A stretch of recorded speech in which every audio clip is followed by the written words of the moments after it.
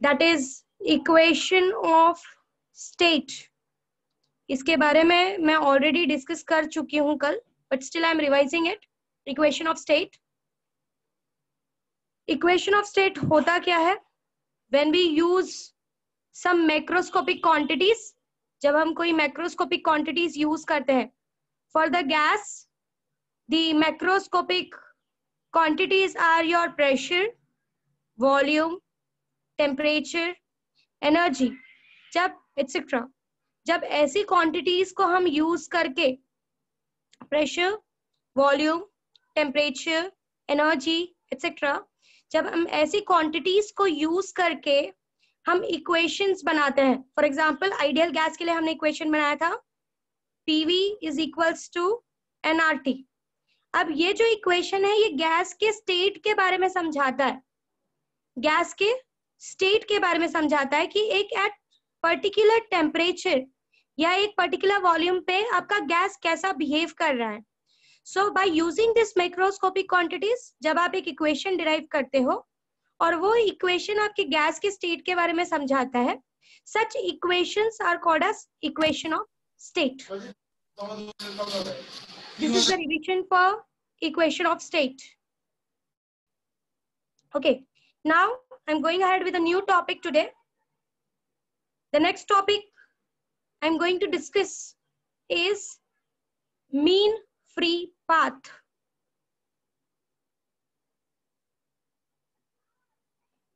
The topic that we are going to discuss today, see, we are going to discuss many more important definitions and derivations today.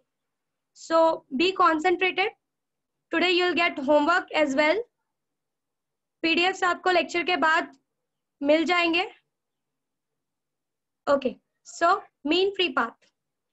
See, already हमने जब behavior of a gas discuss किया था, तब हमने ये discuss किया था कि एक पर्टिकुलर कंटेनर में, इन अ पर्टिकुलर कंटेनर बहुत सारे मॉलिक्यूल्स होते हैं. There are n number of molecules.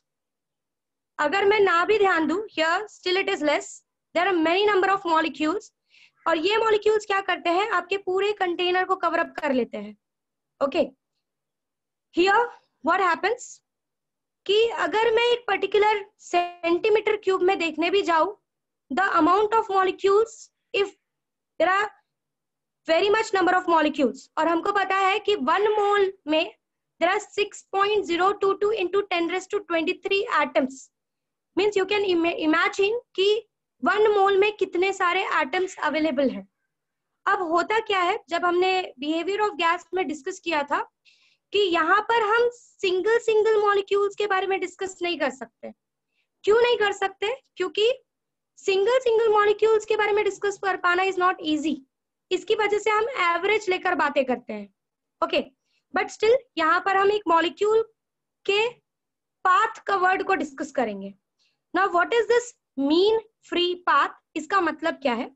ये जो गैस के मॉलिक्यूल्स होते हैं कंटेनर के अंदर, ये रैंडमली कहीं भी घूमते होते हैं. Means they are randomly moving in all the parts of the container, all the sides of the container. ठीक है, they are moving randomly.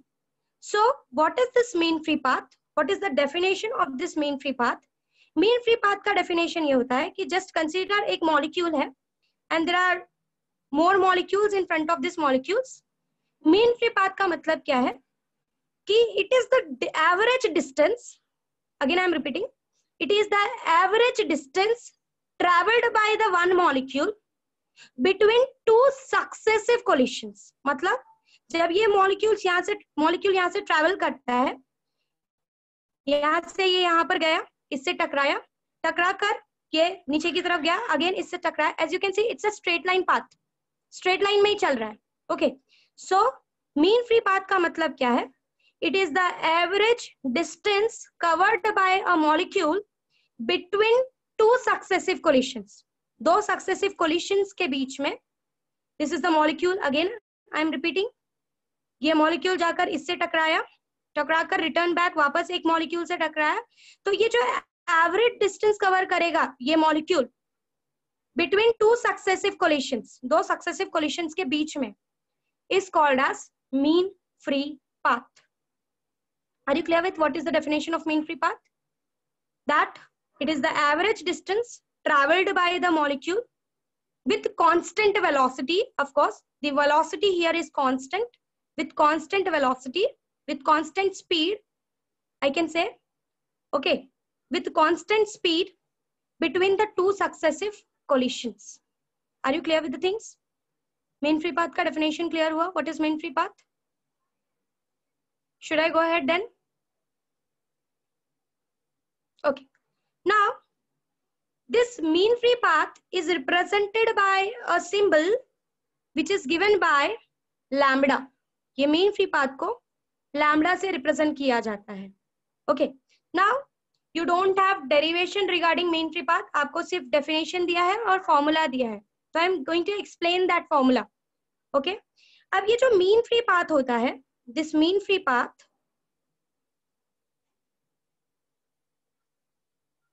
that is lambda, this mean free path is inversely proportional to, it is inversely proportional to density. ये जो mean free path होता है ये density को inversely proportional होता है. अब क्यों inversely proportional होता है वो समझने की कोशिश करो. And what is this density? Density is, if I define here, density is number of molecules in a particular volume V. Okay, so this lambda, this mean free path is inversely proportional to density. अब consider करो कि एक container है जिसमें density is very high. ठीक है, बहुत सारे मॉलिक्यूल्स है, there many molecules, density is very high. Okay, अब यहां से अगर एक मॉलिक्यूल चला, डेंसिटी बहुत ज्यादा है, तो इस मॉलिक्यूल को टकराने के लिए तुरंत ही फटाक से एक दूसरा मॉलिक्यूल मिल जाएगा.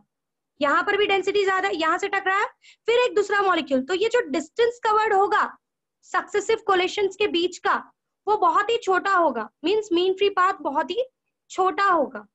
तो जब डेंसिटी बहुत ज्यादा होती है तो आपका जो ये मीन फ्री पाथ होता है इसकी वैल्यू कम होती जाती है. Are you understanding? समझा how it is inversely proportional to density? कोई है ऐसा जिसको नहीं समझा? Please ask.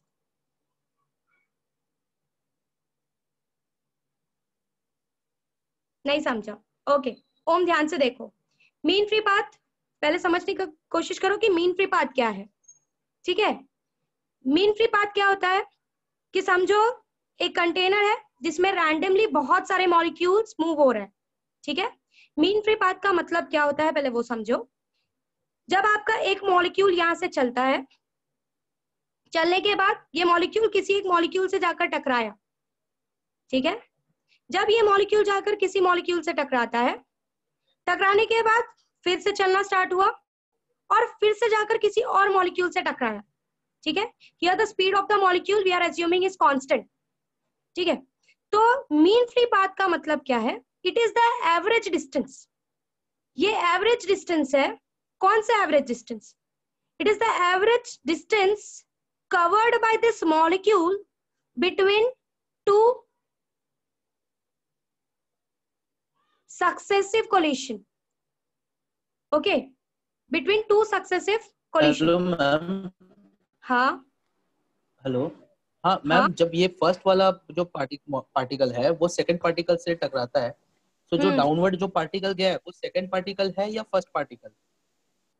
What do you mean by this? जो फर्स्ट पार्टिकल ये आपका है, सारे अलग अलग मॉलिक्यूल्स है, ये सारे अलग अलग पार्टिकल्स है. ओके, ये सारे अलग अलग पार्टिकल्स है. हाँ. ओके, ये फर्स्ट पार्टिकल है जो गया, एक से टकराया, सेकंड वाले से फिर से गया, ये यहाँ से टकरा कर टर्न बैक हुआ और दूसरे वाले को टकराया. इसी तरीके से ये आगे टकरा टकरा कर आगे की तरफ बढ़ेगा. ये मैंने मैग्नीफाई किया हुआ है. There are many number of molecules in a container. Okay, Brownian motion आपने ऑलरेडी पढ़ा हुआ है क्या जान 11th स्टैंडर्ड में? You have already studied about it. Please revise your 11th standard. You have already done with Brownian motion. This random type of motion is considered to be a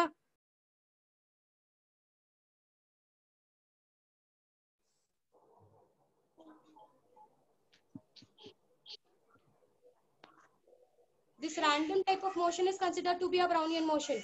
You have already discussed about the Brownian motion in 11th standard. Okay, so mean free path again I am explaining you. यहाँ से molecule चला, okay, molecule जाने के बाद ये एक molecule से जाकर टकराया, टकरा कर दूसरे molecule से टकराया, तो यहाँ पर हम एक एक molecule का distance cover कैसे निकालोगे आप? So इसलिए मैंने बोला कि while studying the gas you need to discuss about the average. आपको on an average देखना पड़ता है. So here you will see that what is this mean free path? It is the average distance covered by this molecule between the two successive collisions. दो successive collisions के बीच का जो दो successive collisions के बीच का जो average distance covered होता है उसको हम mean free path बोलते हैं. Are you clear with the definition now? Simply you have to understand it is the average distance covered by a molecule between two successive collisions. ये average distance है covered between the two successive collision. दो collisions के बीच में जो average distance ये molecule cover करेगा, this is your mean free path.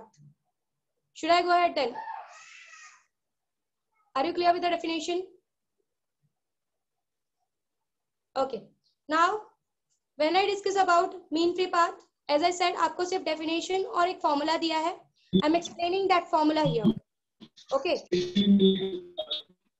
I said, the mean free path is represented a symbol. Please mute.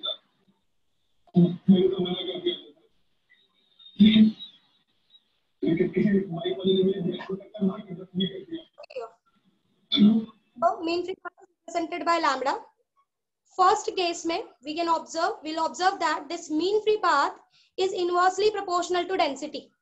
Okay, and density is given by rho is equals to n by v, where n is the number of molecules in a particular volume. The density is defined as number of molecules in a particular volume. Okay, अब ये कैसे inversely proportional है density को? अगर एक container में बहुत ज्यादा molecules है, the number of molecules here is very high, तो क्या होगा? कंसिडर करो ये वाला पार्टिकल है, ये पार्टिकल यहाँ से चला, पहली बार टकराया, क्यों? यहाँ पर बहुत सारे मॉलिक्यूल्स हैं एक पर्टिकुलर वॉल्यूम में, तो इस पार्टिकल ये पार्टिकल बहुत ही क्लोज होगा पहले वाले पार्टिकल को, तो ज्यादा डिस्टेंस कवर नहीं कर पाएगा. ओके, पहला वाला मॉलिक्यूल यहाँ से निकला, टकराया, फिर वो यहाँ से निकला, पहला वाला मॉलिक्यूल टकराने के बाद टर्न बैक हुआ, दूसरे मॉलिक्यूल से टकराया, तो जो डिस्टेंस कवर्ड होगा, जो एवरेज डिस्टेंस कवर्ड होगा इन दो कोलिशंस से, इन दो पार्टिकल्स के साथ कोलिशंस के बीच में, that will be very low. That is the reason कि ये जो मीन फ्री पाथ होता है ये इनवर्सली प्रोपोर्शनल टू डेंसिटी होता है. Okay, are you understanding how it is inversely proportional to density? समझाओ? Are you clear? Is there anyone जिसको नहीं समझाओ? Should I go ahead then? Okay. So here mean free path is inversely proportional to density. दूसरा क्या observe किया गया कि ये जो mean free path lambda है, it is also inversely proportional to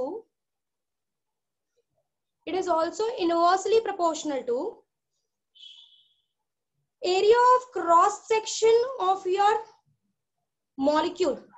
मतलब आपके molecule का area of cross section कितना है? If I'm saying that D is the diameter of your, or I can say D is the size of your molecule, so it also depends upon the what we say size of the particle. Okay, क्यों size of the particle से ये inversely proportional होता है वो समझो कि अगर समझो particles का size बहुत ही छोटा है, if the size of the particle is very very small, the diameter of the particle is very very small, तो क्या होगा कि अगर समझो ये पार्टिकल यहाँ से चलना स्टार्ट हुआ तो ये काफी बड़ा डिस्टेंस कवर करेगा, फिर ये छोटे पार्टिकल से टकराएगा, फिर टकराकर यहाँ से टकराकर कोलाइड हुआ, कोलाइड हो गया और अब इससे कोलाइड हो रहा है. This particle is colliding with first one and then it is colliding with the second one. तो ये जो डिस्टेंस कवर कर रहा है एवरेज डिस्टेंस, ये एवरेज डिस्टेंस क्या हो जाएगा? बढ़ जाएगा. सो दो चीजें ऑब्जर्व की गई. पहला, ये जो मीन फ्री पाथ होता है दैट इज ये जो एवरेज डिस्टेंस है दो कोलिशंस के बीच का, ओके, ये इनवर्सली प्रोपोर्शनल होता है डेंसिटी को. अगर डेंसिटी बहुत ज्यादा है तो एवरेज डिस्टेंस दो कोलिशन के बीच का कम हो जाएगा। और दूसरा क्या ऑब्जर्व किया गया कि ये जो मीन फ्री पाथ होता है this lambda, it is inversely proportional to size of the particle. Particle जितना ज्यादा छोटा होगा, जो एवरेज डिस्टेंस वो कवर करेगा दो कोलिशंस के बीच का, वो बड़ा होगा। Are you clear with this much? Clear? Are you clear? Is there anyone? Om, do you have any doubt here? Kejan, Om, everyone is clear? Okay. So your formula becomes, आपको direct formula दिया हुआ है. Your formula is simply given by lambda is equals to 1 upon under root 2 pi d square to density. अब ये under root 2 pi d square into rho कैसे आया? ये formula का डेरिवेशन आपको सिलेबस में नहीं है. They have directly given this formula to you. Okay, and you can see from this formula that your lambda is inversely proportional to density and your lambda is also inversely proportional to pi d square. See यहाँ पर size जब हम ले रहे हैं तो हमने सिर्फ डी इसलिए नहीं लिया क्योंकि सिर्फ उसको डायमीटर से फर्क नहीं पड़ता, उसको एरिया ऑफ क्रॉस सेक्शन से फर्क पड़ता है. Area of a cross section of your molecule, इसीलिए पाई डी स्क्वायर लिया हुआ है. So you can see that lambda is inversely proportional to density and lambda is also inversely proportional to pi d square. So your formula for mean free path becomes lambda is equals to 1 upon under root 2 pi d square into rho. And this formula can also be written as, अगर हम इस रो को इससे replace करें तो ये formula becomes lambda is equals to 1 upon under root 2 pi d square. Rho की जगह पे we can substitute n by v, where n is the number of molecules and v is the volume. Are you clear till this much? समझा? Main free path में किसी को कोई problem नहीं है? Should I go ahead then? Do you want any kind of revision here or should I go ahead with the next topic? Okay, so here this is all about the mean free path. एक short conclusion दे रही हूँ, फिर से समझ जाओ. Mean free path जैसे कि मैंने बोला कि जब भी हम गैस मॉलिक्यूल्स के बारे में बात करते हैं हम एक एक के बारे में डिस्कस नहीं करते, हम ऑन एन एवरेज देखते हैं. Okay, you always go for on an average. ठीक है. Now what is mean free path? Mean free path is the distance covered by a particular molecule. एक सिंगल मॉलिक्यूल से जो भी डिस्टेंस कवर होता है between the two successive collision. ये molecule जाके पहले वाले से टकराएगा, this molecule will collide with the first one and then it will collide with the second one. तो ये collision के बीच में जो भी distance वो cover करेगा, ये collision के बीच में जो भी distance वो cover करेगा, that is the average distance between the two collision is considered to be your mean free path. It is represented by a symbol lambda. Now your mean free path is inversely proportional to density. अगर बहुत ज्यादा molecules हैं तो ये जो भी molecules टकराने वाले हैं जाकर उनको जो दूसरे मॉलिक्यूल्स होंगे वो बहुत ज्यादा दूर नहीं होंगे, तो जो एवरेज डिस्टेंस कवर होगा, हाँ सारे मॉलिक्यूल्स, अभी मैं एक मॉलिक्यूल को लेकर डिस्कस कर रही हूँ, इसी तरीके से सारे मॉलिक्यूल्स बिहेव करने वाले हैं. पहला मॉलिक्यूल जो भी डिस्टेंस कवर करेगा जो कोलाइड हो रहा है.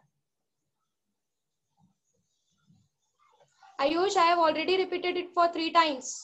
आपका दिमाग कहाँ पर है? मैंने ऑलरेडी 3-4 बार रिपीट कर चुकी हूं मैं मीन फ्री पाथ कि इसका मतलब क्या होता है.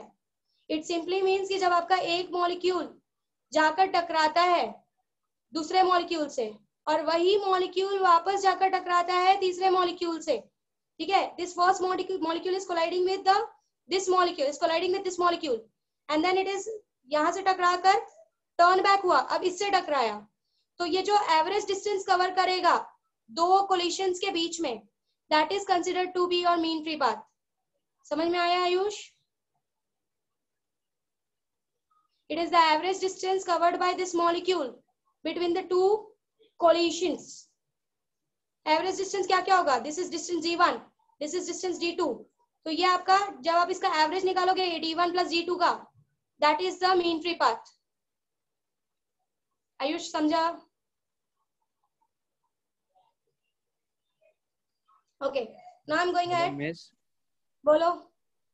मिस वो lambda is equals to 1/√2 pi n d square कैसे आया? ये फॉर्मूला आपको डायरेक्ट दिया हुआ है मिस पर वो डायरेक्टली। आया कैसे? वो फॉर्मूला, वो डेरिवेशन आपको सिलेबस में नहीं है। यू मिस बट डोंट फिर डेरिवेशन। मिस ये गाइड में ऐसा दिया है क्या? वो लैम्बडा सबका जैसे मीन लेते हैं ना वैसा लिया डिस्टेंसेस, और उसके बाद नेक्स्ट स्टेप में ही वो फॉर्मूला आ गया। हाँ, क्योंकि इस डेरिवेशन थोड़ा सा हायर लेवल पे जाता है। किया क्या, मैं एक शॉर्ट में तुमको थोड़ा सा एक्सप्लेन करती हूँ, तुमको सिलेबस में नहीं है हालांकि। क्या क्या जाता है आपका, ये जो एवरेज डिस्टेंस लिया गया है ना, ये एवरेज डिस्टेंस का फॉर्मूला निकालकर by comparing it with volume of your container, okay, उसको नंबर ऑफ कोलिशन से डिवाइड कर दिया जाता है। तो यहाँ पर आपको इन सिलेबस आपको फॉर्मूला का डेरिवेशन नहीं दिया है, आपको सिर्फ सीधा फॉर्मूला दिया है और रिलेशन बताया है कि किस तरीके से your mean free path is relating with density and how it is relating with your size of the molecule. समझा Aman? Yes miss. Okay, so here it is inversely proportional to density. Molecules बहुत ज्यादा होंगे तो पहला molecule जब टकराने जाएगा दूसरे मॉलिक्यूल से तो उनके बीच में बहुत ज्यादा डिस्टेंस नहीं होगा। वही मॉलिक्यूल जब पहले दूसरे से टकरा कर तीसरे की तरफ जाएगा तो तीसरा वाला मॉलिक्यूल भी काफी दूर नहीं होगा, क्योंकि एक ही कंटेनर में बहुत सारे मॉलिक्यूल्स डाल दिए गए हैं जबरदस्ती। ओके, सो एवरेज डिस्टेंस जो होगा that is this one and this one, this two average distances will be very small. So overall जो एवरेज डिस्टेंस हो जाएगा वो बहुत छोटा हो जाएगा।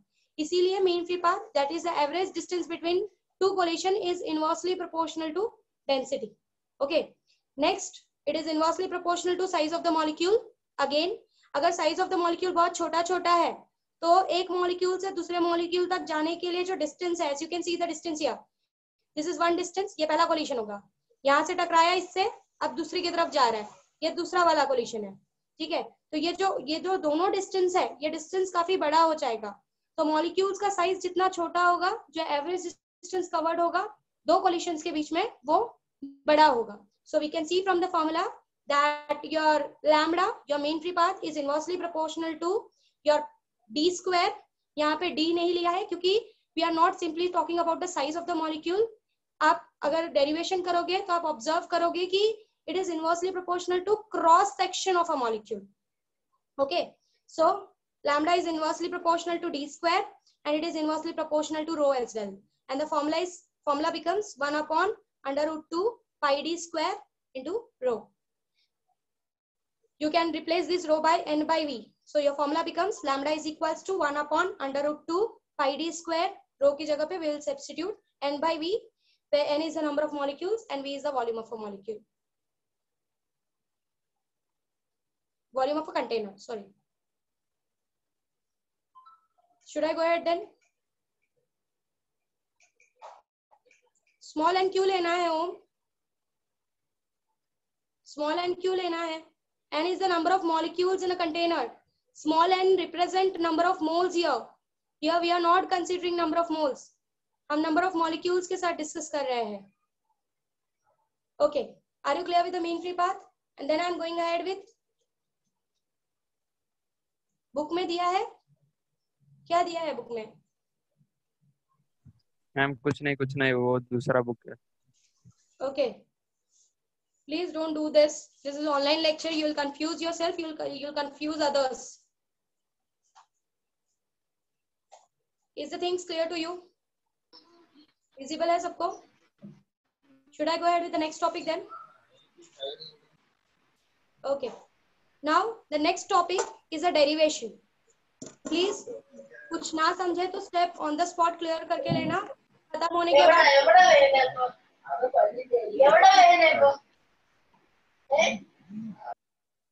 next, the next topic that we are going to discuss today is pressure of ideal gas। we are considering a container, a cube like container। मैंने एक particularly एक cube like container लिया हुआ है, you can say it is a cubical box। okay, or it consists of number of molecules. Let the number of molecules here in this box be n. Let n be the, and this molecules I'm taking in the terms of moles, so I'm representing it by small n. Okay, let n be the number of moles of ideal gas in a cubical container. एक cubical container के अंदर जिसका volume is L cube, एक cubicle container के अंदर हम लोग n number of moles ले रहे हैं. Let n be the number of moles जो इस क्यूबिकल कंटेनर के अंदर है, प्रेजेंट है. ओके, अब यहाँ पे हम प्रूव क्या करने वाले हैं? We are going to prove the pressure exerted by the ideal gas. हाँ, कंटेनर एनक्लोज्ड है. It is an enclosed container. Container is an enclosed container. Enclose नहीं लोगे ना तो फिक्स नहीं कर पाओगे किसी चीज को. तो of course make it in mind कि जब भी आप कोई ऐसा एक्सपेरिमेंट करते हो, you are going to have an enclosed container. Okay, so हम यहाँ पे प्रूव क्या करने वाले हैं? What we are going to prove? We are going to prove the pressure exerted by ideal gas on this walls of the container.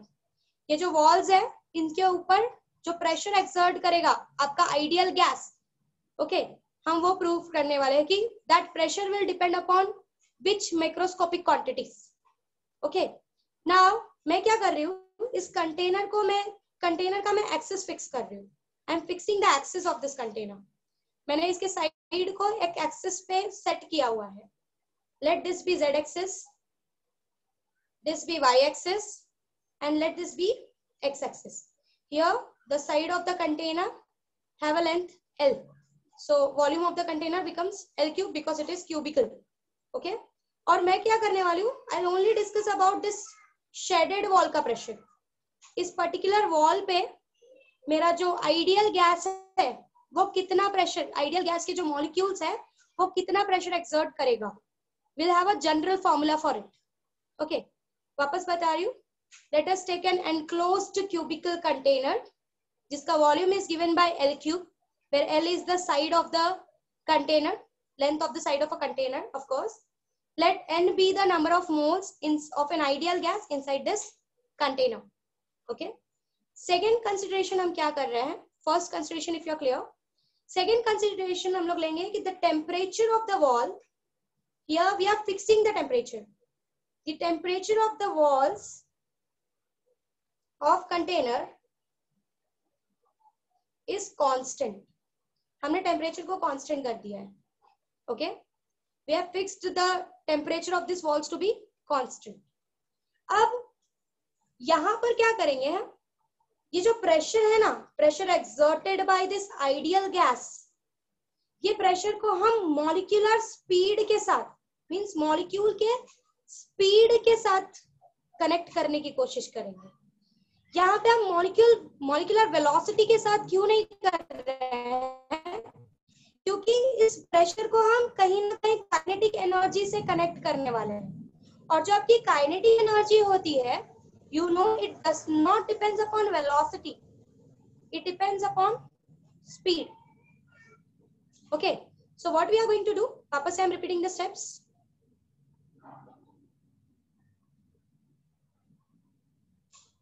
Okay, again I'm repeating the steps. I have taken a cubical container. I'm taking I'm assuming let n be the number of moles of an ideal gas. Is the voice clear now, Ayush? Okay, let n be the number of moles of an ideal gas in a cubical container. Let v be the volume of the container and L be the length of the, that is the length of the side of a container. Okay, हमने क्या किया है? We have assumed that कि इसका जो हम temperature क्या कर रहे हैं, इसके टेम्परेचर को हमने कांस्टेंट कर दिया है. और what we are going to do, ये जो शेडेड रीजन है, शेडेड वॉल है, इस पे हमारा मॉलिक्यूल कितना प्रेशर एक्सर्ट करने वाला है, हम वो फाइंड आउट करने वाले हैं. अब इस प्रेशर को हम फाइंड कैसे करेंगे? इस प्रेशर को हम मॉलिक्यूलर स्पीड के साथ, mean speed of a molecule के साथ कनेक्ट करेंगे. क्योंकि इस चीज को प्रूव करने के लिए, इस प्रेशर के फॉर्मूला को निकालने के लिए, somewhere we are going to use this kinetic energy का कंसेप्ट. और हमको पता है कि काइनेटिक एनर्जी जो होती है वो स्पीड पे डिपेंड करती है सब्सटेंस के या मॉलिक्यूल के. ओके, नाउ ये तो बात क्लियर है कि अगर मैंने बोल दिया है कि we are taking an ideal gas here, अगर इस क्यूबिकल कंटेनर में मैं आइडियल गैस ले रही हूं तो उनके बीच में इंटरमोलिक्यूलर कोलिशंस नहीं होगा, means the intermolecular collisions will be ignored. हम यहाँ कंसिडर कर रहे हैं कि ये जो मॉलिक्यूल्स है ना, दिस मॉलिक्यूल्स जो अंदर इतने सारे मॉलिक्यूल्स हैं, ये सारे मॉलिक्यूल्स एक दूसरे से नहीं टकरा रहे हैं, because this is an ideal gas. तो आइडियल गैस के बीच में कोई इंटरेक्शन तो होता नहीं है मॉलिक्यूल्स के बीच में, तो हमने जो ये इंटरमॉलिक्यूलर कोलिशन है उसको हमने क्या किया हुआ है, इग्नोर किया है, और हम सिर्फ वो कोलिशन कंसिडर कर रहे हैं जो कोलिशन किसके साथ हो रहा है, वॉल के साथ हो रहा है। We are only considering the collision of a molecule with the wall of the container. Okay, हमने इंटरमॉलिक्यूलर कोलिशंस को इग्नोर किया हुआ है। हम ये एज्यूम कर रहे हैं कि दो मॉलिक्यूल्स के बीच में कोई भी इंटरमॉलिक्यूलर कोलिशन नहीं हो रहा है। We are only considering the collision of a molecule with a wall, and we are considering, क्योंकि we are taking an ideal gas का जान, आइडियल गैस ले रहे हैं, और आइडियल गैस में होता क्या है कि आपके जो मॉलिक्यूल्स होते हैं वो जल्दी एक दूसरे के पास नहीं आते, they don't get attracted with each other, so ये एक दूसरे से मोस्टली दूर जाते हैं, तो चांसेस ऑफ कोलिशन कम हो जाता है। एंड आगे आप ये पढ़ोगे कि अगर कोलिशन कंसिडर किया भी तो भी कोई खास फर्क नहीं पड़ेगा, that I will explain you afterwards. एक बार फिर से रिपीट करूं। Okay, what I have done, again what I have done, listen to the things. मैंने एक क्यूबिकल कंटेनर लिया है, ठीक है। इस क्यूबिकल कंटेनर में मैं क्या करने वाली हूँ, I am going to find the pressure exerted by my ideal gas on walls of the container. Hello Okay. Hello हाँ मिस, वो स्क्रीन this? और वॉइस थोड़ा हाँ, ये हो बोलो। रहा है। अमन बोल रहा हूँ मिस। हाँ, अमन में भी नेटवर्क इश्यू होगा। अब हो रहा है क्या प्रॉपरली? नहीं मिस, वो थोड़ा ब्लर दिख अब हो रहा रहा है? अब ठीक है? I नहीं focused मिस। it. मेरे यहाँ पे एकदम प्रॉपर है, यहाँ तुम लोग का ऐसा क्यों हो रहा है? अब ठीक है? हाँ मिस, बेटर है। Okay, then should I go ahead then? या मिस। Okay, अब ध्यान से समझो। मैंने एक क्यूबिकल कंटेनर लिया है, ठीक है। मैंने क्या कंसिडर किया है, लेट एम्प्टी द, पहली बात हम क्या प्रूव करने वाले हैं वहां से स्टार्ट करते हो। हम प्रूफ क्या करने वाले हैं, pressure exerted by ideal gas on the walls of the container. Okay, अब यहाँ पर मैं क्या करूंगी, I am not considering all the walls, मैं एक वॉल ले रही हूँ जो शेडेड वाला वॉल है, उस पे I am going to find out the pressure exerted by molecule. अब इस क्यूबिकल कंटेनर को मैंने एक एक्सिस पे फिक्स कर दिया है, where this is the z axis, this is y axis, and this is x axis. Okay, now what I'm going to do, I'm considering let n be the moles of the ideal gas in the enclosed cubical container, और इस cubical container का जो length है that is L, so volume of this container is given by L cube. दूसरा मैंने क्या assumption लिया है कि ये जो temperature है इस container का, इस walls का, container के walls का, वो constant है. Okay, I have maintained the temperature to be constant. Next मैं क्या कर रही हूँ कि अगर मुझे pressure find करना है तो somewhere what I'm going to do, I'm going to compare this pressure with the molecular speed. मैं molecular speed के help से pressure को find out करने वाली हूँ. Okay, now why I'm taking molecular speed not velocity, because for proving it I'm going to use kinetic energy का concept, and your kinetic energy does not depend upon velocity. It depends upon the speed. It is a scalar quantity. Okay. Now, if I go ahead, next assumption. First it was consideration. Second assumption हमने ये किया, temperature of the cubical container, that is walls of the cubical container is temperature of the walls of the cubical container is constant. Next assumption. अब next assumption क्या ले रहे हैं कि since we are taking an ideal gas के molecules के बीच में interaction नहीं होता है, इसीलिए हम ऐसा कंसीडर कर रहे हैं कि ये जो इंटरमॉलिक्यूलर कोलिशन होगा, मतलब एक मॉलिक्यूल से दूसरे मॉलिक्यूल का कोलिशन, ये हम इग्नोर कर रहे हैं फॉर प्रूविंग आवर फॉर्मूला। आगे मैं जाकर ये बताऊंगी कि अगर इग्नोर नहीं भी किया तो what will be the effect on pressure. ठीक है, so now for an ideal condition what we are assuming that intermolecular collision is being ignored. तो सिर्फ एक ही कोलिशन कंसीडर किया जा रहा है, that is collision of a molecule of ideal gas with a wall, and this collision we are considering it is elastic collision। ये जो collision होगा ये elastic collision होगा, मतलब there will be no loss in the energy of the molecule। सिर्फ आपके molecule का, जब आपका मॉलिक्यूल जाकर टकराएगा, यो अगर आपका मॉलिक्यूल जाकर टकराता है तो सिर्फ और सिर्फ क्या होगा, टकराने के बाद उसका डायरेक्शन चेंज हो जाएगा, the direction will be changed. Okay, there will be no loss in the energy of this molecule. So I am here considering that the collision of molecules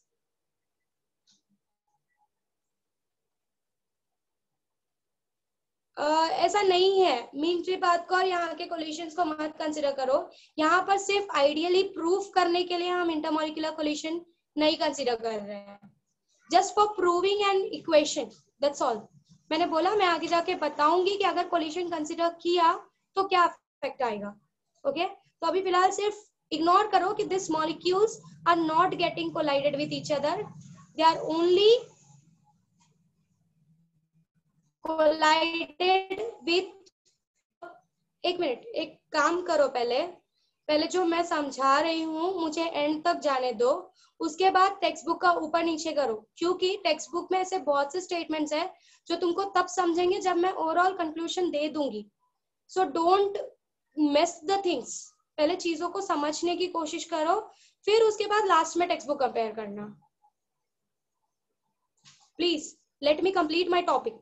okay, उसके बाद तुम जो भी डाउट निकालोगे text book को compare करके I will clear all the doubts. Okay, and you know कि मेरा नोट्स कभी भी टेक्स्ट बुक से अलग नहीं होता, I go with the textbook. ऐसा कुछ भी मिस होगा तो मैं तुमको समझा दूंगी। ठीक है, so intermolecular collision is being ignored here.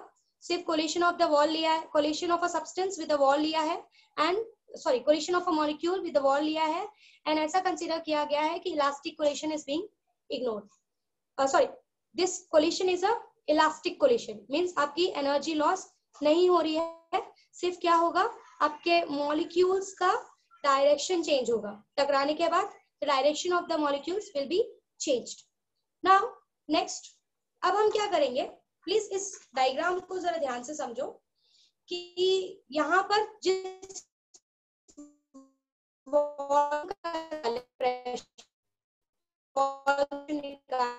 Parallel to z axis से पैरेलल है और y एक्सिस से पैरेलल है। This wall is parallel to z axis and this is parallel to y axis. Are you clear? Means the wall is parallel to yz plane. अगर मैं yz plane को ध्यान से देखूं तो it is parallel to yz plane. क्या हुआ ओम? आपका आवाज क्लियर नहीं आ रहा है सृष्टि। अच्छा ठीक है, अब आ रहा है? आवाज आ रहा है, स्क्रीन नहीं आ रहा है। स्क्रीन नहीं आ रहा है, मतलब क्लियर नहीं आ रहा है, बहुत ब्लर है। स्क्रीन है लाइक क्लियर, मतलब ठीक है चलेगा स्क्रीन अभी क्लियर, बट आवाज का लैगिंग बहुत हो रहा है, वॉइस लैगिंग हो रहा है। Okay, may be it is because of network issue. तो अभी थोड़ा सा अभी हाँ वॉइस है, ओके है वॉइस, थोड़ा सा खरखर आ रहा है वॉइस में बस। See it's all because of network issue, मैं तो कुछ नहीं कर सकती इस चीज के लिए, बट स्टिल प्लीज हो सकता है मैम, अभी एडजस्टेड है। यस ओके, अब ध्यान से सुन रहे हो मैं क्या बोल रही हूँ? Okay, now this wall is parallel to yz plane. अगर मैं yz प्लेन को देखूं तो मेरा जो ये वॉल है जिसपे मैं प्रेशर निकालने वाली हूँ वो पैरेलल है इस yz प्लेन को। ठीक है, नाउ अब हम क्या करेंगे, सारे assumptions को वापस रिपीट कर रही हूँ पॉइंट बाय पॉइंट, ध्यान से सुनते जाओ। पहला assumption, पहला हमने क्या स्टेटमेंट लिया कि let n be the moles of an ideal gas inside the cubical container, of course enclosed cubical container। उस cubical container का जो वॉल्यूम होगा let that volume be V that is equals to L cube, where L is the side of the container, length of the side of a container. Second हमने बोला कि ये जो भी वॉल्स होंगे उन वॉल्स का हम टेम्परेचर क्या कर रहे हैं, कांस्टेंट रख रहे हैं. तीसरा मैंने तुमको बीच में एक छोटी सी चीज समझाई कि प्रेशर को हम मॉलिक्यूलर स्पीड के साथ कंपेयर करने वाले हैं. ओके, नेक्स्ट हमने ये कंसिडर किया कि जो यहाँ पर मॉलिक्यूल्स के बीच का जो कोलिशन है वो हम इग्नोर करेंगे. हम सिर्फ क्या कंसिडर करेंगे कि मॉलिक्यूल्स का कोलिशन किसके साथ हो रहा है, वॉल्स ऑफ द कंटेनर, उस वॉल के साथ हो रहा है, और वो जो कोलिशन होगा वो इलास्टिक कोलिशन होगा. नेक्स्ट मैंने क्या बोला कि अगर तुम ध्यान से इस क्यूबिकल कंटेनर को देखो तो जिस वॉल पे हम कंसिडर करने वाले हैं ये वॉल जो है ये YZ प्लेन को पैरेलल है. It is parallel to YZ plane. Okay, now I am going ahead with the next conclusion. अब एक बात क्लियर रखो about the gas molecules. See, gas molecule inside this consider are moving randomly. मतलब ये जो molecules इसमें होंगे, जितने भी number of molecules होंगे वो सब randomly घूमेंगे. मतलब किसी का सब fixed direction नहीं है कि कोई x में ही घूमेगा, कोई y में ही घूमेगा, ऐसा नहीं है. ठीक है, they will move randomly. But for our convenience, हमारे convenience के लिए हम क्या consider करने वाले हैं कि हम सिर्फ उसका x कंपोनेंट कंसीडर करेंगे, क्योंकि हमारा वॉल जो है it is in the x direction. ठीक है, तो हम क्या करेंगे, see those molecules are moving randomly, but हम मॉलिक्यूल्स के स्पीड उस x कंपोनेंट लेके डिस्कस करेंगे. और क्या कंसीडर करेंगे कि उसके जो बाकी के और कंपोनेंट्स हैं, जैसे कि components in y direction, components in z direction, उनको हम ऐसा कंसीडर करेंगे कि उनमें कोई भी चेंजेस नहीं आ रहा है. ओके, सारा चेंजेस जो भी आ रहा है वो सिर्फ कौन से डायरेक्शन में आ रहा है, एक्स डायरेक्शन में आ रहा है. ऐसा हमारा एजम्पशन होगा कि हम चीजों को इजीली क्लियर कर पाए. ओके, इजीली सॉल्व कर पाए. वापस रिपीट कर रही हूँ, ध्यान से सुनो. गैस मॉलिक्यूल्स को आप किसी एक फिक्स्ड डायरेक्शन में नहीं भगा सकते. आपका गैस मॉलिक्यूल्स रैंडमली घूमता है. ठीक है, पर हम क्या करेंगे, हम सिर्फ एक ही कंपोनेंट के साथ काम करेंगे. मतलब एक मॉलिक्यूल के 3 कंपोनेंट्स होंगे, x, y, z. उसकी जो स्पीड होगी, अगर ओवरऑल में एक स्पीड देखने जाऊं तो उसके 3 इफेक्टिव कंपोनेंट्स होंगे. x डायरेक्शन में अगर वो रैंडमली घूम रहा है, थोड़ा y डायरेक्शन में, थोड़ा z डायरेक्शन में. बट हम क्या करेंगे, हम बाकी के 2 डायरेक्शंस को, मतलब y डायरेक्शन को और z डायरेक्शन को हम ऐसा एज्यूम कर रहे हैं कि उसमें कोई भी चेंजेस नहीं होगा. सिर्फ हम कौन से डायरेक्शन को कंसिडर कर रहे हैं, सिर्फ x डायरेक्शन को कंसिडर कर रहे हैं. और ये ऐसा इसलिए कर रहे हैं क्योंकि आप एक साथ बहुत सारे मॉलिक्यूल्स के बारे में डिस्कस नहीं कर सकते. आपको किसी एक को लेके काम करना पड़ेगा, उसके बाद एवरेज निकालकर आपको ऐसा भी प्रूव करना होगा कि बाकी के भी वैसे ही बिहेव कर रहे हैं in the y direction and in the z direction. ठीक है, clear with the things. So we have fixed ourselves along X axis. हमने अपने आप को अलोंग एक्स एक्सिस फिक्स कर दिया है, और हम ये बोल रहे हैं कि इस पर्टिकुलर गैस मॉलिक्यूल का, ओम प्लीज क्वेश्चन बोल, क्या बोल रहा है. मैम आपने बोला ओनली एक्स एक्सिस का कंसीडर करेंगे, but why axis and Z axis के भी मॉलिक्यूल्स कोलाइड होंगे ना वॉल पे. होंगे, और मैं यहाँ पे ये नहीं बोल रही हूँ कि हम सिर्फ एक्स एक्सिस का मॉलिक्यूल्स ले रहे हैं. मैंने बोला मैं सिर्फ किसी भी एक मॉलिक्यूल का एक्स कंपोनेंट डायरेक्शन ही कंसीडर कर रही हूँ.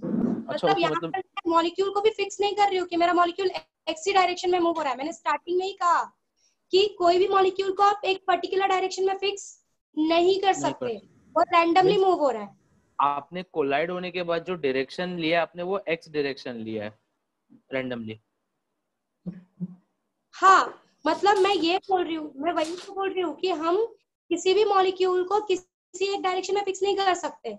पर मैं क्या कर रही हूँ, for making our derivation easy, मैं सिर्फ एक्स डायरेक्शन, मतलब उस मॉलिक्यूल का स्पीड का जो एक्स कंपोनेंट है ना, सिर्फ उसको देख रही हूँ. वो y में कैसा बिहेव कर रहा है, z में कैसा बिहेव कर रहा है. मैंने ऐसा एज्यूम कर लिया है कि y और z में उसका कोई भी चेंजेस नहीं है. उसका जो भी चेंजेस हो रहा है वो सिर्फ एक्स डायरेक्शन कंपोनेंट में. समझ में आया? हाँ मैम. मतलब मॉलिक्यूल्स कहीं भी टकरा रहे हैं, they are random. Okay, but I am, for my clearance, I am only considering the effect on X part. ठीक है, सृष्टि समझा है अभी तक का सब कुछ? सृष्टि मैंने यस जो मैम समझा, मतलब हम हाँ यहाँ पे मॉलिक्यूल्स को फिक्स नहीं कर रहे हैं, हम मॉलिक्यूल के सिर्फ उस कंपोनेंट पे ध्यान दे रहे हैं स्पीड के जो एक्स डायरेक्शन में है। हाँ ओके, नाउ ऑफ कोर्स कोई चीज रैंडम मूव हो रही है तो रैंडम में उसका कोई डायरेक्शन फिक्स नहीं होता। रैंडम का मतलब ये है कि it is not fix, it will go in Y, it will go in Z, it will go in X, तीनों ऐसा अलग अलग घूमेगा। इफ आई से समथिंग इज रैंडम, ऐसा ऐसा होगा। ओके, तो ये जो सिर्फ एक्स कंपोनेंट है, मैं सिर्फ एक्स कंपोनेंट को देख के ध्यान दूंगी और मैं क्या assume कर रही हूँ, बाकी के जो के दो कंपोनेंट्स होंगे ना, means displacement along Y and displacement along Z, उसको कोई इफेक्ट नहीं हो रहा है। सारा इफेक्ट सिर्फ कौन से डायरेक्शन में हो रहा है? एक्स डायरेक्शन में हो रहा है।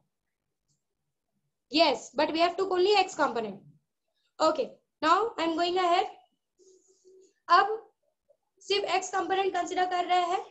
अब ध्यान से देखो, ये मॉलिक्यूल यहां से जाएगा, ये वॉल्स है, इन वॉल इस मॉलिक्यूल, ये मॉलिक्यूल का एक्स कंपोनेंट जाकर इससे टकराएगा एक्स डायरेक्शन में और कोलाइड होकर पीछे की तरफ आएगा।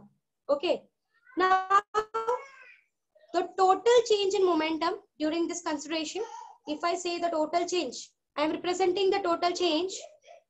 दिख रहा है? दिख रहा है सबको? Okay, I am now fifth point. अब as I said कि मॉलिक्यूल का x कंपोनेंट, दैट इज अगर मैं x कंपोनेंट की वेलोसिटी को vx कंसिडर कर रही हूँ, vx का मतलब है speed in x direction, vx का मतलब है Vx का मतलब है speed in x direction. Okay, now ये मॉलिक्यूल यहां से सीधा गया, क्लियर है सबको?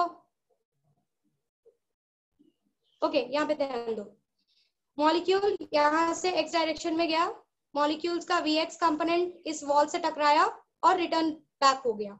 Okay, now total change in momentum during this time, what is change in momentum? Final momentum minus initial momentum. ठीक है, final momentum minus initial momentum. अब सिर्फ एक्स कंपोनेंट कंसीडर कर रहे हैं। Velocity speed in x direction is given bye vx, speed in y direction by direction by, तो हमने इधर कर लिया है y और z डायरेक्शन की स्पीड के साथ तो कोई चेंजेस होगा। सो मोमेंटम का चेंज भी किस डायरेक्शन में होगा? सिर्फ x डायरेक्शन में होगा। सो योर फाइनल मोमेंटम, अगर तुम यहां से देखो, इनिशियली द मोमेंटम वाज, अगर इनिशियली मोमेंटम को मैं कंसीडर करूं, it is moving in positive x direction, so the momentum is mass into velocity, so initially the momentum is mvx।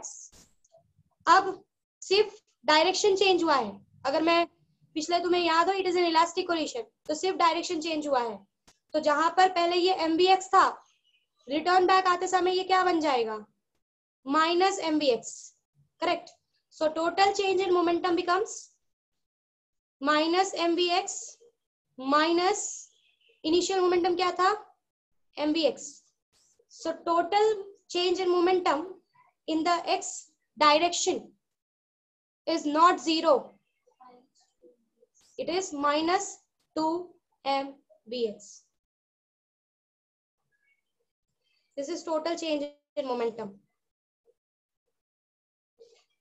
ठीक है, where m is the mass of the molecule and vx is the speed of a molecule in x direction. It is the component of a speed of molecule in the x direction. Hope you are clear till this much. यहाँ तक किसी को कुछ पूछना है तो पूछ लो।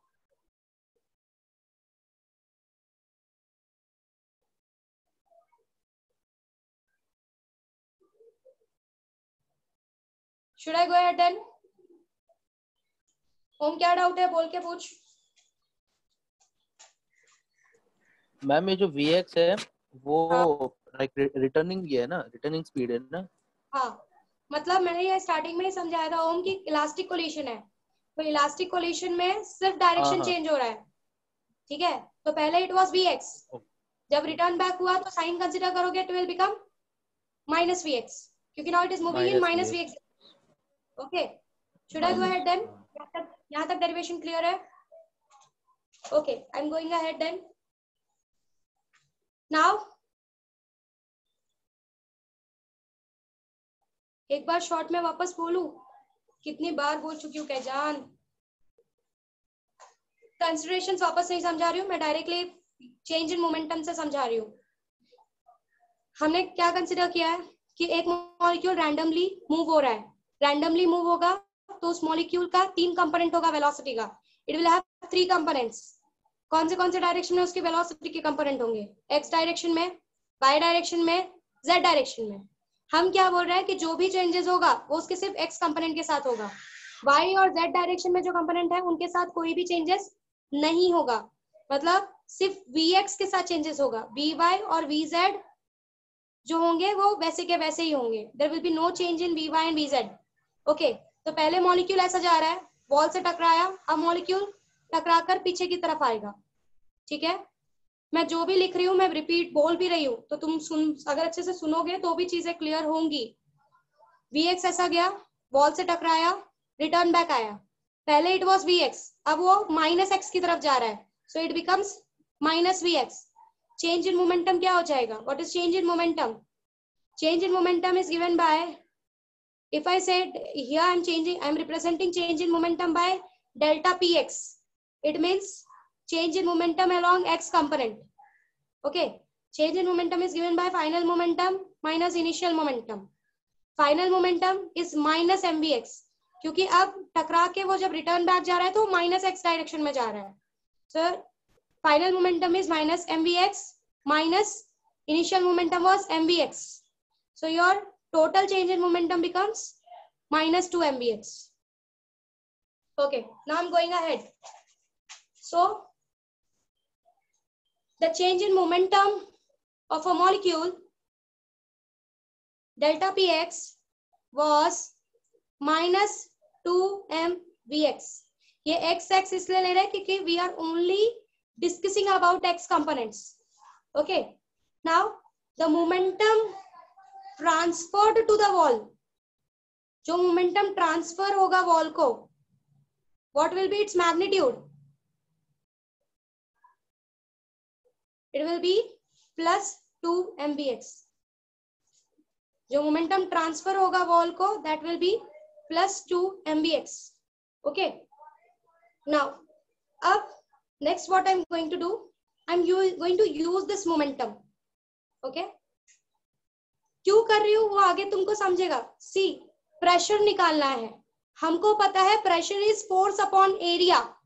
अगर मैं किसी तरीके से फोर्स निकाल लूं तो अपने आप प्रेशर निकल जाएगा.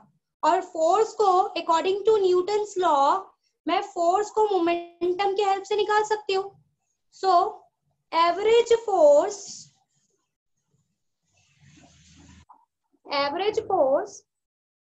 Is equal to rate of change of momentum.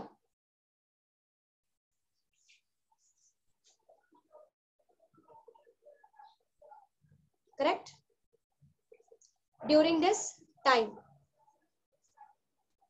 This is Newton's law. See, we are applying Newton's law by considering a single molecule. But कहीं पे भी हम सिर्फ फोर्स नहीं बोल रहे हैं, हम एवरेज फोर्स बोल रहे हैं, क्योंकि हम ऑन एन एवरेज बात कर रहे हैं. ठीक है, सो average force is equals to rate of change of momentum during this time. Okay, now next, हमको पता है change of momentum कितना हुआ है इस टाइम में? 2 mvx. Okay, so here before going ahead with this, so average force is given by rate of change of momentum. Rate of change of momentum हमारा कितना था? 2 mvx. Okay, time हम बोल रहे हैं let this time be delta t. Are you clear with this much? Let this time be delta t. Okay, now इस delta t को कुछ substitute करते हैं, क्योंकि delta t पूरी तरीके से unknown है. ठीक है, how we will substitute this delta t? एक बात कंसिडर करो, वापस से इस क्यूब को जरा ध्यान से देखते हैं.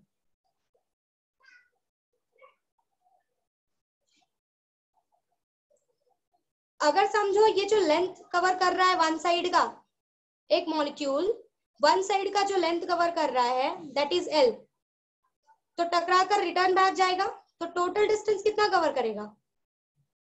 पहले गया, जस्ट कंसिडर एक पॉइंट से स्टार्ट हुआ, यहां से स्टार्ट हुआ, गया, टकराया, टकरा कर वापस रिटर्न बैक आया, तो टोटल डिस्टेंस कितना कवर होगा? 12। हमको पता है कि हम लोग vx ही कंसिडर कर रहे हैं, तो vx is the speed, speed is equals to distance upon time, और ये वही टाइम है जिस टाइम में कोलिशन हो रहा है, that is delta t. But distance यहाँ पर कितना कवर हो रहा है? l plus l, correct? So vx is equals to l plus l becomes 12 by delta t. Okay, therefore delta t is equals to 12 by vx. ये ऊपर, इस ऊपर को मैंने फर्स्ट इक्वेशन बोल दिया, this is my second equation. I am substituting this delta t in the first equation. Okay, so here after substitution our formula becomes average force is equals to 2m vx, delta t की जगह पे I'm substituting this 2l by vx. Okay, now delta t की जगह पे मैंने 2l by vx substitute किया, this 2 got cancelled, vx को ऊपर भेज दो, this becomes f is equals to m vx square by l. This is our average force. ठीक है? Now next we know pressure is equals to, of course average pressure की ही बात करेंगे हम यहाँ पे भी. Pressure is equals to force upon area. Force is this m vx square upon l, और एरिया को किससे रिप्रेजेंट किया जाता है? Area is given by l square, correct? So our pressure becomes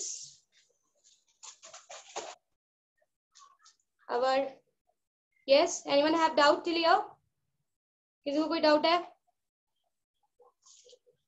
in the previous page किसी को कोई doubt है? पूछो. Okay, I am going ahead then. हमने एक सिंगल मॉलिक्यूल के लिए देखा है, सो प्रेशर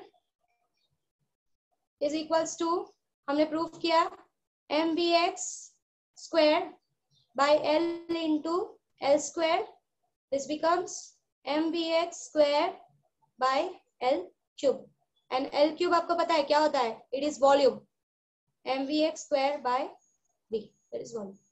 ठीक है, ये तो एक सिंगल मॉलिक्यूल के लिए था. अब समझो ऑन एन एवरेज सबका निकालते हैं. बहुत सारे मॉलिक्यूल्स है जो एक्स डायरेक्शन में ही, मतलब बहुत सारे मॉलिक्यूल्स के एक्स कंपोनेंट्स लेते हैं. सो we'll write like this,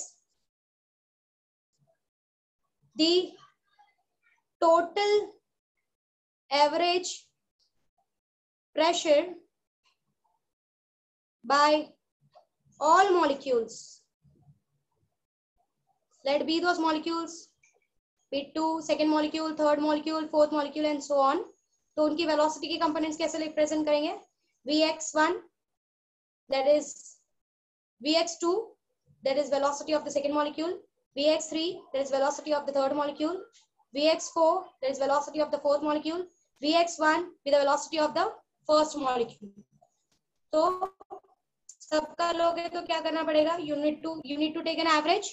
Okay, so यहाँ पर instead of this we will substitute and our pressure becomes, pressure is equals to m vx square. ये सिंगल मॉलिक्यूल के लिए था, अगर बहुत सारे मॉलिक्यूल्स कंसीडर कर रहे हो, सबका ऑन एन एवरेज निकाल रहे हो, ठीक है?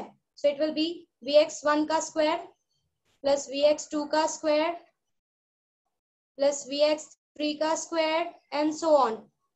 ठीक है, ठीक है. अब are you clear till this much? तो पूछो, यहाँ तक कोई प्रॉब्लम है तो पूछो.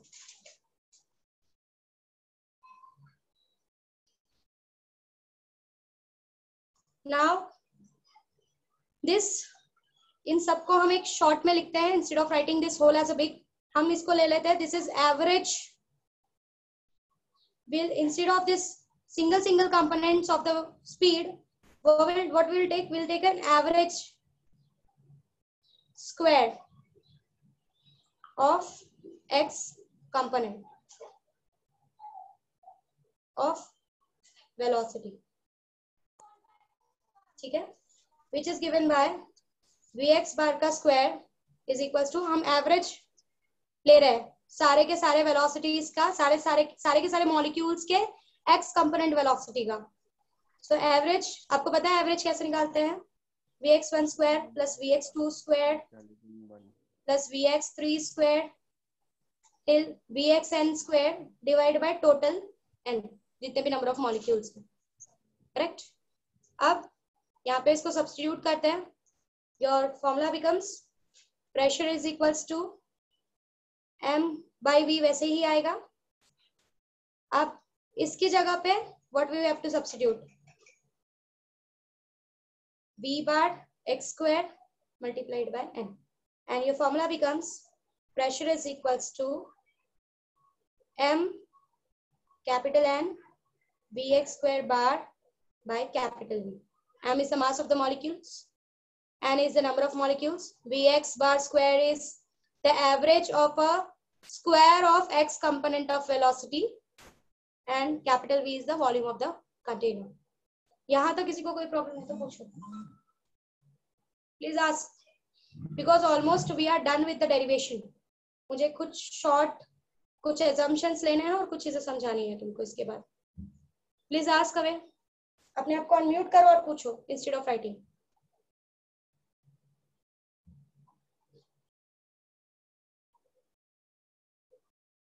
No one?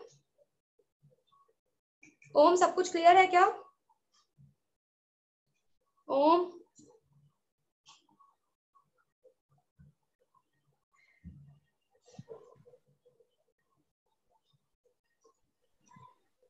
Hello ma'am.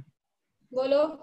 Due to network problem में थोड़ी देर बाहर गया था, तो मुझे शॉर्टली आप बता सकते हो? ये पूरा डेरिवेशन? हाँ शॉर्टली, नहीं तो लास्ट में बताया था भी चलेगा. अच्छा ठीक है, मैं लास्ट में मैं रिवीजन में बता दूं. यहाँ तक क्लियर है सबको? बाकी सबको या एक शॉर्ट में वापस समझा दूं? ठीक है, लास्ट में मैं यही शॉर्ट में समझा देती हूँ. यहाँ पे ध्यान से देखते जाओ जो जो चीजें मैंने बोली. ठीक है, हमने क्यूबिकल कंटेनर लिया, n number of moles consider किया. नहीं मिस, हमने कहा कि no I am repeating the thing, ध्यान से सुनते जाओ, कनेक्ट करते जाओ. ओके, सो क्यूबिकल कंटेनर में walls of the temperature of the walls were kept constant.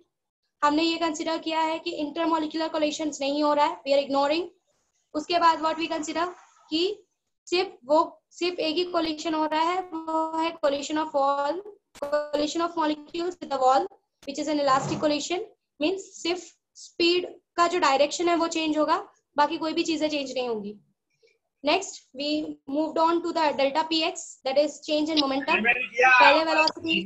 पहले वेलोसिटी का component see, molecule is moving randomly, तो उसके पास x डायरेक्शन में भी वेलोसिटी है, y में भी है, z में भी है.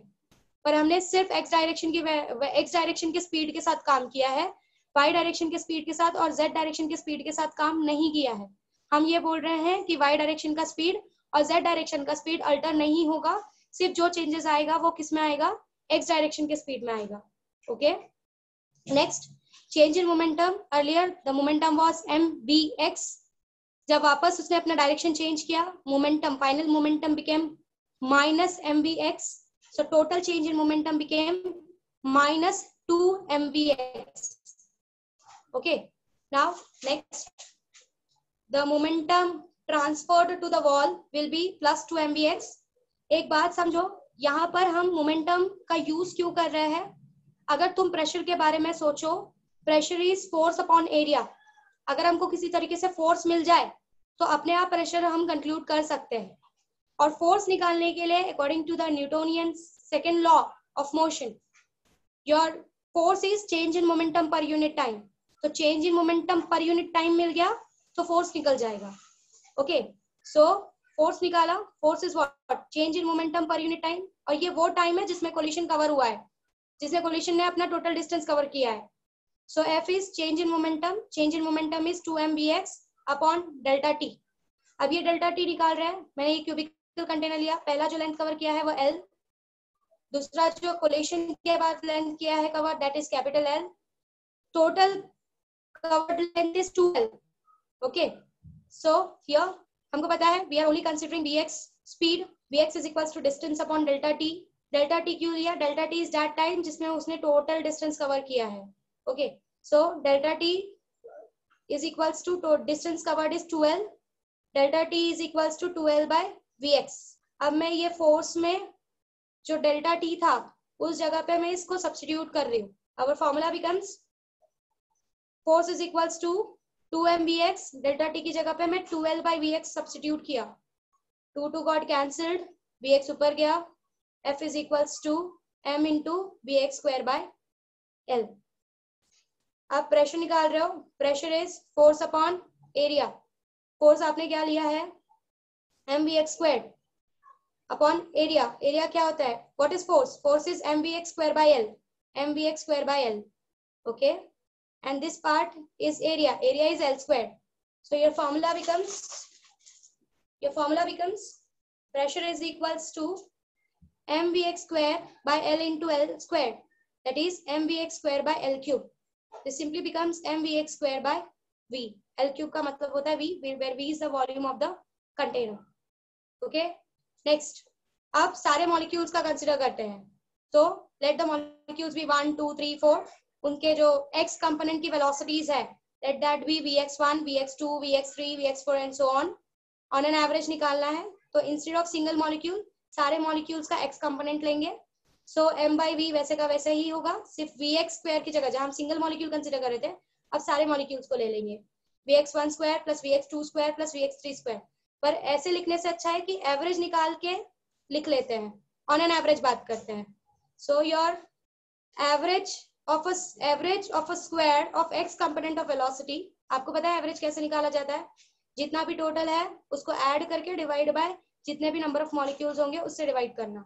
So vx square is equals to vx1 square plus vx2 square plus vx3 square till vxn square divided by total n. Where total n is the number of molecules. We'll substitute vx1 square, vx2 square, vx3 square till vxn square. ये n यहाँ चला जाएगा. इसकी जगह पे we'll substitute vx bar square multiplied by n. ये बार ये represent कर रहा है कि we are taking an average here. Okay, this is average of a square of a velocity along the x component. So your pressure का formula becomes m into capital N vx square by capital V, where this capital N is the number of molecules, m is the mass of the molecule, vx square is the average of a square of a velocity along x component, and this capital V is the volume of the container. Are you clear till this much?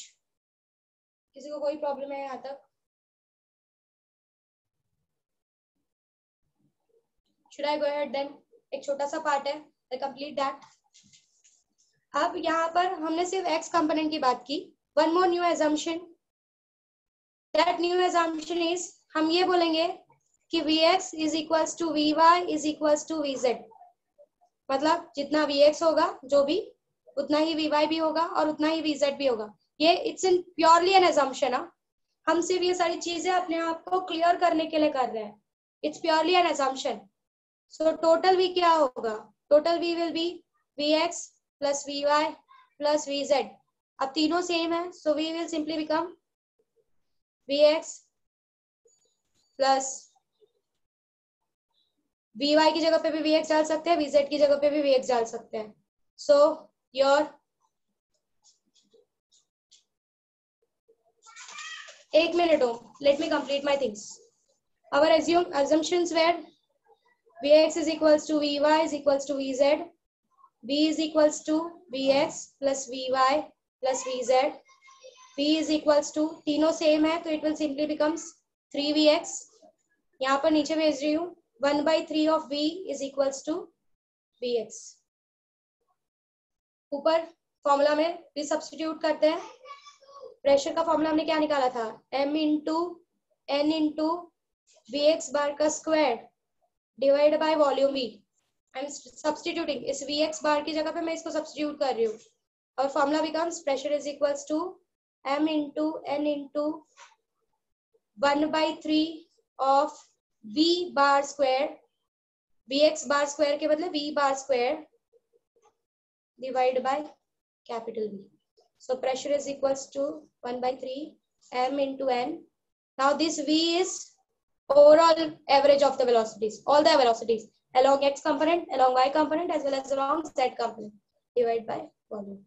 This is your pressure exerted by the molecules on the walls of the container. Molecules of ideal gas on the walls of the container. अब पूछो ma'am we बार का concept एक बार और बोलो ना। We बार का concept ये देख, वी बार मतलब ये जो लिया ये कंसीडर, ये जो बताया वो बताओ। हाँ ठीक है, हमने क्या एज्यूम कर लिया कि जो कंपोनेंट का वेलोसिटी जो एक्स डायरेक्शन में है वही वाई डायरेक्शन में भी है, वही जेड डायरेक्शन में भी है। ठीक है, हमने सारे कंपोनेंट्स को इक्वल एज्यूम किया है। It's all about assumption. Reality में ऐसा कुछ नहीं होता। It's all about assumption to make our things more clear.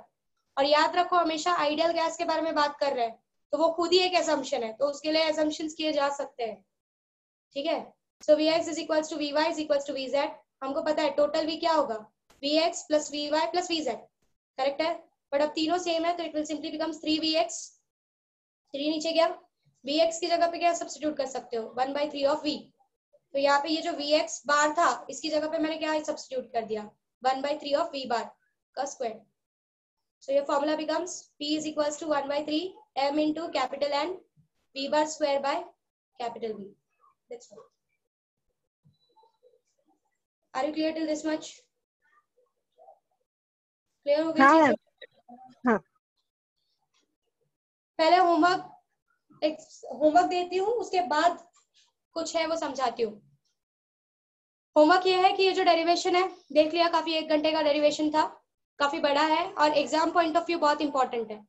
ठीक है, ये डेरिवेशन आपको 5 टाइम प्रैक्टिस करना है और ये डेरिवेशन मैं कल के लेक्चर में चेक करने वाली हूँ, मतलब मेहनत आज आपको करनी पड़ेगी। ठीक है, this derivation you have to practice for 5 times. आपको प्रॉपर डेरिवेशन पीडीएफ में चला जाएगा आफ्टर दिस लेक्चर। ओके, अब बस इतना ही होमवर्क है, 5 टाइम्स आपको ये प्रैक्टिस करना है। अब जरा कुछ चीजें समझ लो, लास्ट का 1 मिनट में हो जाएगा वो।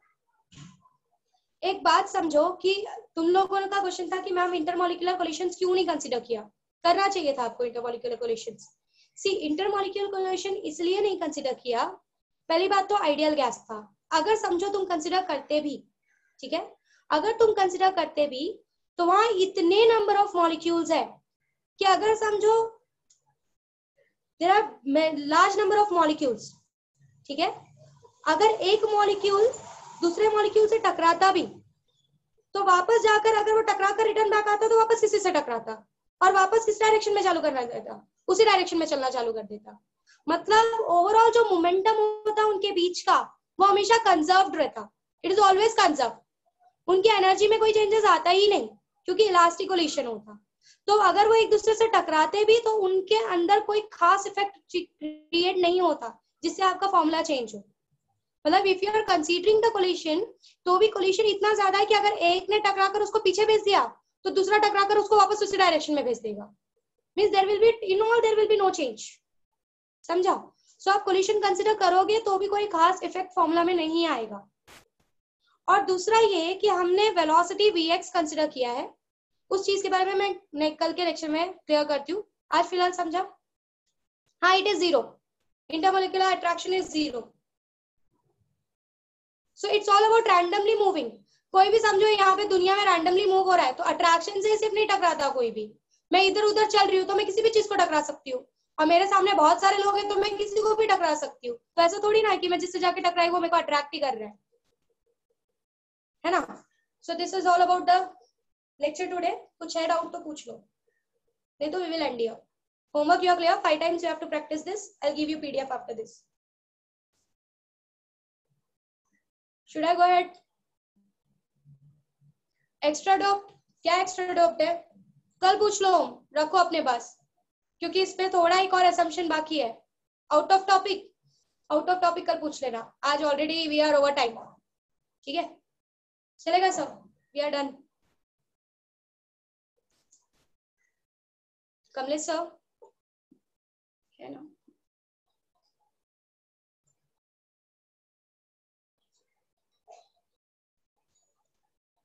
कमलेश सर